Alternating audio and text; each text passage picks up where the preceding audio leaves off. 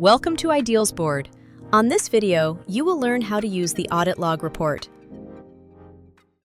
Once you have logged into your workspace, head to the reports found in the left panel.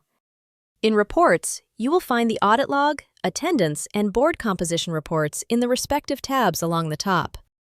The Audit Log helps administrators track user activity across your board workspace, like when meetings were created, agendas were published, or users were added or removed.